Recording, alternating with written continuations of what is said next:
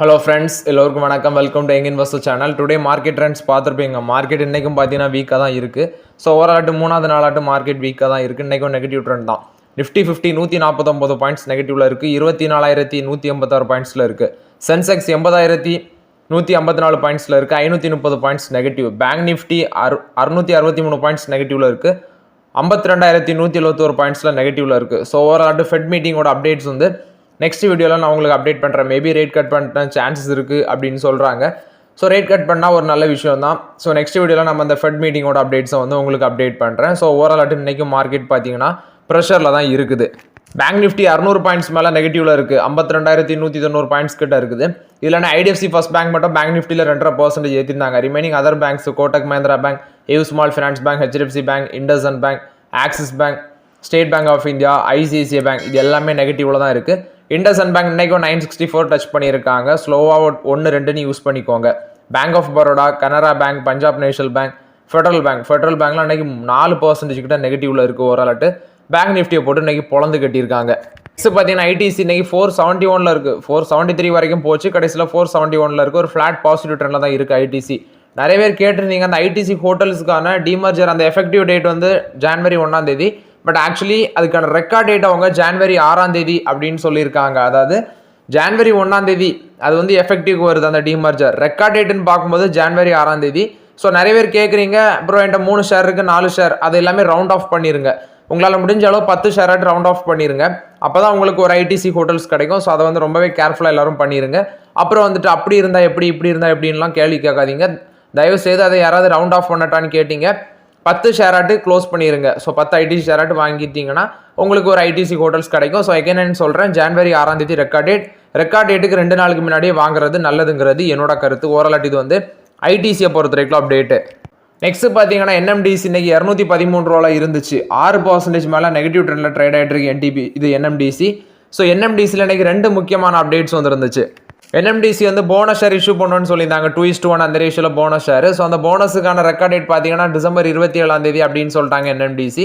So அது மட்டும் இல்லாமல் கர்நாடகா கவர்மெண்ட் என்ன சொல்லியிருந்தாங்கன்னா, அந்த மைன் பண்ணுவாங்கல்ல ஐநூறு, அதுக்கும் பார்த்தீங்கன்னா டாக்ஸ் ஹைக் இருக்கும் அப்படின்னு சொல்லியிருந்தாங்க. ஸோ கர்நாடகா கவர்மெண்ட் எக்ஸ்பெக்ட் பண்ணுறது 10,000 crores வந்து எக்ஸ்பெக்ட் பண்ணுறாங்க அந்த டாக்ஸ் ஹைக் மூலமாட்டு. ஸோ ஓவராலாட்டு அதை பேஸ் பண்ணி பார்த்தீங்கன்னா இந்த என்எம்டிசியை வந்து அடிச்சிருக்காங்க 6%. இதான் என்எம்டிசியில் வந்து அன்னைக்குள்ள அப்டேட்டு. நெக்ஸ்ட் பார்த்தீங்கன்னா ஏஷியன் பெயிண்ட்ஸ். ஆக்சுவலி ஏஷியன் பெயிண்ட்ஸோட ஸ்டாக் ப்ரைஸ் இன்னைக்கு 2,353 ரூபாய் ட்ரேட் ஆகிட்டு இருக்குது. ஸோ ஆக்சுவலி இந்த வருஷத்தில் தான் பார்த்தீங்கன்னா ஒஸ்ட் கலண்டர் இயர் அப்படின்னு சொல்கிறாங்க. பெரிய அளவில் ரிட்டர்ன்ஸை கொடுக்கல இன்வெஸ்டர்ஸுக்கு. ஸோ இந்த ஏஷியன் பெயிண்ட்ஸில் வந்து ப்ரெஷர் அதிகமாக இருக்குது. ஏன்னா பெயிண்ட் மார்க்கெட்டில் இப்போ காம்படிஷன் பயங்கரமாக உள்ள என்ட்ரி கொடுத்துட்டாங்க.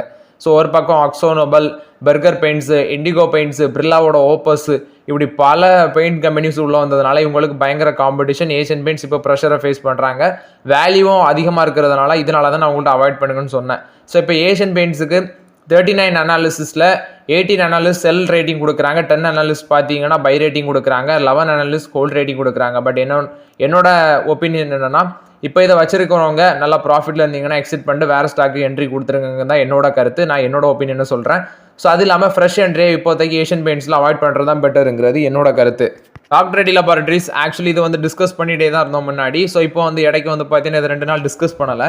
இன்னைக்கு 2.5% அப் ட்ரெண்டில் இருக்குது. 1,275 ரூபாய் இருக்குது. இவங்க டோரி பாலிமேப் அப்படிங்கிற ஒரு ட்ரக்கை வந்து இந்தியாவில் கொண்டு வந்திருக்காங்க அப்படின்னு சொல்லியிருக்காங்க. ஸோ அந்த ட்ரக் வந்து பார்த்தீங்கன்னா US, China, after that India மார்க்கெட்டுக்குள்ளே என்ட்ரி கொடுத்துருக்கு. 3rd மார்க்கெட் ஆட்டு. இது வந்து ஒரு நியூ பயாலஜிக்கல் என்டிட்டின்னு பார்க்கும்போது, ஸோ இது எந்த ட்ரக்னா ஹெட் கேன்சர், நெக் கேன்சருக்கு யூஸ் பண்ணுற அந்த ட்ரக்கை வந்து இந்தியாவுக்குள்ளே இப்போ கொண்டு வந்திருக்காங்க. ஸோ ஓவராலாக இது வந்து பார்க்கும்போது இதெல்லாம் ரேர் தான் இந்த ட்ரக் எல்லாம் பார்த்தீங்கன்னா. ஸோ இது வந்து டாக்டர் ரெட்டி லேபார்ட்டரிஸ், அதனால தான் நம்ம லாங் டேர்முக்கு ஒருத்தான ஸ்டாக் அப்படின்னு சொல்லி டிஸ்கஸ் பண்ணுறது.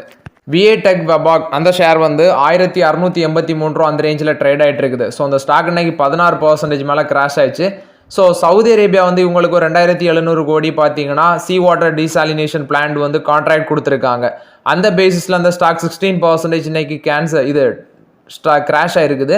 சவுதி அரேபியாட்ட வந்து கான்ட்ராக்ட் கிடச்சது கேன்சலான பேசிஸில் இன்னைக்கு இந்த ஸ்டாக்கை அடிச்சிருக்காங்க. ஸோ இந்த விஏ டெக் வெபாக் அப்படிங்கிற ஸ்டாக் இன்னைக்கு 16% கீழே வந்துச்சு. பட் நான் பார்க்கும்போது 10% நெகட்டிவ்ல இருக்குது மார்க்கெட்டில். மொபிக்விக் அப்படிங்கிற ஸ்டாக் இன்னைக்கு மார்க்கெட்டில் லிஸ்ட்டாக இருந்துச்சு. ஸோ இன்னைக்கு லிஸ்டிங் 84% மேலே பாசிட்டிவில் இருக்குது. 514 அந்த ட்ரெண்டில் இருக்குது இந்த ஸ்டாக்கு. ஸோ யாருக்கெல்லாம் கிடச்சோ ஒரு நல்ல ரிட்டர்ன்ஸ் இன்னைக்கு கொடுத்துருக்கு மார்க்கெட்டில். அதே மாதிரி தான் இந்த விஷால் மார்ட்டு அதுவும் பார்த்தீங்கன்னா ஒரு நல்ல ட்ரெண்டில் தான் இருக்குது பார்க்கும்போது 40% வரைக்கும் கெயின் ஆயிருக்கு. 109 ரூபாவில் இருக்குது ஷேரோட ப்ரைஸ். 40% மேலே பாசிட்டிவ்ல இருக்குது. இந்த 2 IPO லிஸ்டிங்கே இன்னைக்கு நல்லா கிடச்சிருக்கு நிறைய பேருக்கு. யாருக்கெல்லாம் அந்த ஷேர் அலாட் ஆச்சோ கமெண்ட்ல சொல்லுங்கள். நெக்ஸ்ட் ஒருத்தர் கமெண்ட்ல கேட்டிருக்காரு, ப்ரோ இந்த ONGC 330 ரூபாய்க்கு வாங்கியிருக்கேன் ப்ரோ. பெல் வந்து 318, டாடா மோட்டார்ஸ் 1050, NBCC 110, டைட்டன் 3600 ரூபா, டிவிஎஸ் 2750 ரூபா, ஹீரோ மோட்டார் கப் 5150 ரூபா, மணப்புரம் ஃபினான்ஸ் 165 ருபீஸ். இதில் மணப்புரம் ஃபினான்ஸ் மீண்டு வந்துடுச்சு. ஹீரோ மோட்டார் கப் இப்போ 5000 கீழே தான் இருக்கு. 5000 கீழே தான் இருக்குது, விச் மீன்ஸ் 4500 கீழே தான் இருக்குது. 4300 சம்திங்கில் தான் ட்ரேட் ஆகிட்டு இருந்துச்சு ஹீரோ மோட்டார்ஸ். நம்ம டிஸ்கஸ் பண்ணியிருந்தோம் ரிசல்ட்ஸ் டைம் கூட, லாஸ்ட் ரிசல்ட் டைம் கூட டிஸ்கஸ் பண்ணோம், அது இன்னும் இறங்கும்னு சொல்லி. TVS over value, Titan over value, அடுத்தது NBCC, அது நான் அதோட ப்ராஜெக்ட்ஸ் எல்லாமே டிஸ்கஸ் பண்ணுறோம். பட் ஸ்டாக் வந்து அது ப்ரெஷரில் தான் இருக்குது. டாடா மோட்டார்ஸ் வந்து ஒரு நல்ல ஸ்டாக், ஓகே. அது வந்து நானே 965 ரூபாவில் வாங்கினேன். எனக்கே ஒரு ஷேருக்கு 200 ரூபா பக்கம் லாஸ்ட்டில் தான் இருக்குது. ONGC 300 ரூபாய்க்கு மேலே நீங்கள் போய் கன்சிடர் பண்ணது தப்பு. அது இப்போ 250 ரூபா கிட்ட வரைக்கும் எகைன் டவுன் ஆச்சு. பாரத் ஹெவி எலக்ட்ரிக்கல்ஸ் லிமிட்டோட 300 ரூபாய்க்கு மேலே போய் கன்சிடர் பண்ணது இட்ஸ் அ ரிஸ்க். இப்போ 250 ரூபாய்க்கு வந்த டைமில் கூட வந்து பார்த்தீங்கன்னா நான் அதை கை வைக்கல. நான் பாரத் எலக்ட்ரானிக்ஸ் லிமிட்டட் தான் வாங்கினேன் தவிர இது வாங்கலை. ஸோ இதெல்லாம் நம்ம டிஸ்கஸ் பண்ணதில் டாடா மோட்டார்ஸ், வேறு hero motor cup, Titan, Manappuram finance இது எல்லாமே லாங் டேமுக்கு ஒர்த்து. டிவிஎஸும் லாங் டேமுக்கு ஒர்த்து தான். இதில் நீங்கள் கன்சிடர் பண்ணதில் ஹீரோ மோட்டார் கப் வந்து கொஞ்சம் வேல்யூஷன் அதிகமாக இருக்குது. டிவிஎஸ், டைட்டன் இது எல்லாமே வேல்யூஷன் ஓவர் வேல்யூட் ஸ்டாக்கை நீங்கள் போய் கை வச்சிருக்கீங்க. ONGC, பெல், NBCC அதெல்லாம் நம்ம இப்போதைக்கு டிஸ்கஸ் பண்ணோம். பட் அது வந்து பார்த்தீங்கன்னா உள்ள கன்சிடர் பண்ண அளவுக்கு நம்ம டிஸ்கஸ் பண்ணலாம். இப்போதைக்கு இது வச்சு வாங்கிட்டீங்கன்னா ஹோல்ட் பண்ணுங்கள், தயவுசெய்து எக்ஸிட் கொடுத்துறாதீங்கிறது என்னோட கருத்து. லாங் டேமுக்கு டெஃபரட்டாக அந்த ஸ்டாக்ஸ் எல்லாமே மேலே போக சான்சஸ் இருக்குது. ருப்பியம் பார்த்தீங்கன்னா ப்ரெஷரில் தான் இருக்குது. இது இப்போ போகிற ட்ரெண்டை பார்த்தா 85 ரூபா அந்த வருஷமே டச் பண்ணிடும் போல் இருக்குது. 84.94 அந்த ரேஞ்சில் இருக்குது dollar. All time low touch பண்ணியிருக்கு இந்தியன் ருப்பி அகேன்ஸ்ட் டாலர் பார்க்கும்போது. மேபி விரைவில் அகேன்ஸ்ட் டாலர் பார்க்கும்போது 85 சூன் அப்படின்னு தான் நான் நினைக்கிறேன். மேபி அந்த ட்ரெண்ட் யூஎஸோட ஃபெடரல் ரிசர்வ் மீட்டிங் அப்புறம் என்ன நடக்குது அப்படின்னு சொல்லி வெயிட் பண்ணி பார்க்கலாம். அது மட்டும் இல்லாமல் பார்த்தீங்கன்னா இப்போ யூஎஸோட பிரசிடென்ட்டாக எலெக்ட் ஆயிருக்க டொனால்ட் ட்ரம்ப் அவர் என்ன சொல்கிறாருன்னா இந்தியாவுக்கு மேலே வந்து ஹையஸ்ட் லெவலில் டேரிஃபை வந்து போட இருக்கிறாரு அப்படிங்கிற ஒரு நியூஸும் வருது. ஏன்னா அமெரிக்கன் ப்ராடக்ட்ஸுக்கு வந்து நம்ம இம்போர்ட் டேக்ஸ் அதிகமாக டேரிஃப் போடுறதுனால அந்த பேசிஸில் இந்தியன் ப்ராடக்ட்ஸுக்கும் அவங்க வந்து அமெரிக்கா அதிக அளவில் டேரிஃப் போட சான்ஸ் இருக்குது அப்படிங்கிற நியூஸும் வருது. ஸோ நம்ம இதெல்லாமே பார்த்தீங்கன்னா ஜான்வரியில் தான், நெக்ஸ்ட் இயர் ஜான்வரியில் தான் இதோட டீட்டெயில்ஸ் எல்லாமே கிளியராக தெரிய வரும். ஏன்னா அந்த மந்தில் தான் அவர் வந்து பவரையும் கையில் எடுக்க இருக்கிறாரு. கனடியன் டாலரும் பார்த்தீங்கன்னா மார்ச் 2020 பயங்கரமாக கீழே இறங்கியிருக்குன்னு சொல்கிறாங்க. சாரி 2018 லெவலில் வந்து பார்க்கும்போது ஒஸ்ட் லெவலில் கீழே இறங்கியிருக்கு கனடியன் டாலரும். US டாலரை கம்பேர் பண்ணி பார்க்கும்போது அங்கே வந்து பொலிட்டிக்கல் கிரைசிஸும் ஒரு பக்கம் போயிட்டுருக்கு. ஃபினான்ஸ் மினிஸ்டர் வந்து மண்டே ராஜினாமா பண்ணியிருக்காரு. அது இல்லாமல் அங்குள்ள டெபுட்டி பிரைம் மினிஸ்டரும் ராஜினாமா பண்ணியிருக்காங்க. ஸோ ஓரளவு கனடாவோட கரன்சியும் ப்ரெஷரில் தான் இருக்குது. ட்ரம்ப் என்ன சொல்கிறாருன்னா கனடாக்கும் 25% வரைக்கும் டாரிஃப் ஹைக் இருக்கும் அப்படின்னு சொல்லி த்ரெட்டன் நியூஸ் எல்லாம் வரதுனால ஓரளவு கனடாவோட டாலரும் பார்த்தீங்கன்னா ப்ரெஷரில் தான் இருக்குது. ஸோ மேபி ஒரு கிளவர் நியூஸ் வந்து பார்த்தீங்கன்னா ஜான்வரியில் தான் அந்த மாதிரி சுச்சுவேஷன் எல்லாமே நமக்கு புரிய வரும். நெக்ஸ்ட் பார்த்தீங்கன்னா மாருதி சுசுகி கொடுத்த அப்டேட், இவங்க 2 நியூ கார் பிளான்ஸ் வந்து போட இருக்கிறாங்க அப்படின்னு சொல்கிறாங்க. ஒன்று ஹரியானா, இன்னொன்று வந்து குஜராத். அவங்களோட ஆனுவல் ப்ரொடக்ஷன் கெப்பாசிட்டியை 4 மில்லியன் யூனிட்ஸ் ஆட்டி இன்க்ரீஸ் பண்ணுறதுக்கு 2030 to 31 ஆக்சுவலி இந்த 7 இயர்ஸ் கேப்பில் வந்து இதை பண்ணும் அப்படின்னு சொல்கிறாங்க. ஸோ இது வந்து 40 வருஷத்தை கம்பேர் பண்ணும்போது இந்த 4 மில்லியன் யூனிட்ஸை விரைவில் அட்டைன் பண்ணணும் அப்படின்னு சொல்கிறாங்க. ஸோ அவங்களோட ஆனுவல் ப்ரொடக்ஷன் கெப்பாசிட்டியை டபுள் பண்ணுறதுக்கு 2 நியூ கார் பிளான்ஸ் வந்து ஹரியானா, இன்னொன்று வந்து குஜராத்தில் போட இருக்கிறோம் அப்படின்னு சொல்லி மாருதி சுசுகி அப்டேட் கொடுக்குறாங்க. அது மட்டும் இல்லாமல் மாருதி சுசுகி வந்து 20 லட்சம் ஆனுவல் ப்ரொடக்ஷன் வந்து பார்த்தீங்கன்னா ஃபர்ஸ்ட் டைம் 2024 ரீச் பண்ணியிருக்கிறோம் அப்படின்னு சொல்லி இது மாருதி சுசுகி அப்டேட் கொடுத்துருக்காங்க. 20 லட்சம் மீன்ஸ் 2 மில்லியன் அந்த ப்ரொடக்ஷன் லெவலில் வந்து அவங்க டச் பண்ணியிருக்கிறாங்க அப்படின்னு சொல்லி மாருதி சுசுகி அப்டேட் கொடுத்துருக்காங்க. நெக்ஸ்ட் பார்த்தீங்கன்னா நிசானும் ஹோண்டாவும் வந்து மெர்ஜ் பண்ண போகிறாங்க அப்படின்னு சொல்லி சொல்கிறாங்க. ஸோ டொயோட்டா வந்து இப்போ பிக்கஸ்ட் கார் மேக்கராக இருக்கிறாங்க வேர்ல்டு லெவலில் பார்க்கும்போது. ஸோ ஹோண்டாவையும் நிசானையும் மெர்ஜ் பண்ணிட்டோம் அப்படிங்கிற பட்சத்தில் டொயோட்டாக்கு ஒரு காம்படிஷன் கொடுக்கறதுக்கு வேண்டி இந்த முடிவை எடுக்கிறாங்க அப்படின்னு சொல்கிறாங்க. ஸோ காம்படிஷன் அதிக அளவில் சேலஞ்சஸை ஃபேஸ் பண்ணுறதுனால இந்த 2 கம்பெனியும் இப்படி ஒரு முடிவு எடுக்கிறாங்க. ஸோ இது எந்த அளவுக்கு டொயோட்டாவுக்கு காம்படிஷன் கொடுக்கும்னு சொல்லி நம்ம வெயிட் பண்ணி தான் பார்க்கணும். ஸோ ஆக்சுவலி இப்போ பார்க்கும்போது இந்த டீலில் அதாவது இந்த டிரான்சாக்ஷனை எப்படி கம்ப்ளீட் பண்ணுறாங்கன்னா மிட்சுபிஷி மோட்டார் கார்பரேஷன் அவங்க மூலமாக தான் இந்த கேபிட்டல் அதாவது இந்த டீல் டிரான்சாக்ஷன் கம்ப்ளீட் ஆகும்னு சொல்கிறாங்க. ஸோ ஓரளவுக்கு ஹோண்டாவோட ஸ்டாக்கும் பார்த்தீங்கன்னா 2% கீழே விழுந்துருந்துச்சு லாஸ்ட் இதில். ஸோ வெயிட் பண்ணி பார்க்கலாம். அந்த மர்ஜர் வந்து பிக்கஸ்ட் ஒரு ஆட்டோமேட்டிக் கம்பெனிஸில் பிக்கஸ்ட் மர்ஜராக இருக்குது. வெயிட் பண்ணி பார்க்கலாம் எந்த மாதிரி தாக்கத்தை இது ஏற்படுத்துது அப்படின்னு சொல்லி. எலன் மஸ்கோட நெட்வொர்த் வந்து ஹிஸ்டாரிக் லெவலில் $500 பில்லியன் ரீச் பண்ணிடுச்சு அப்படின்னு சொல்கிறாங்க. குறிப்பாடு ஸ்பேஸ் எக்ஸ், டெஸ்லா இதோட ஸ்டாக் ப்ரைஸ்லாம் ஆஃப்டர் த ட்ரம்ப் விக்டரிக்கு அப்புறம் ஒரு நல்ல பெர்ஃபார்மன்ஸ் கொடுத்துட்டு இருக்கு.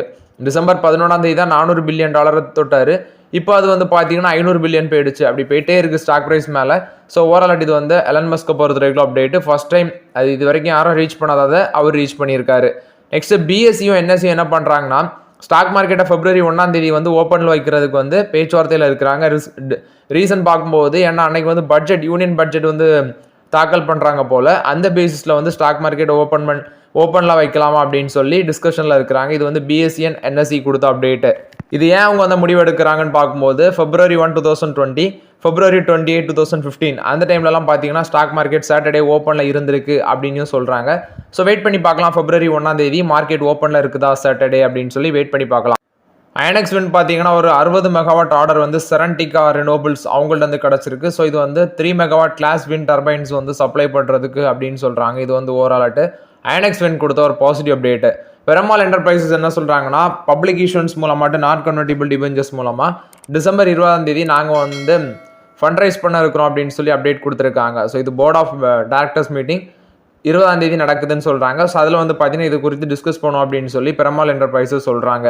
எக்ஸைட் இண்டஸ்ட்ரீஸ் என்ன சொல்கிறாங்கன்னா அவங்களோட ஸ்டாக் ப்ரைஸ் கீழே விழுது.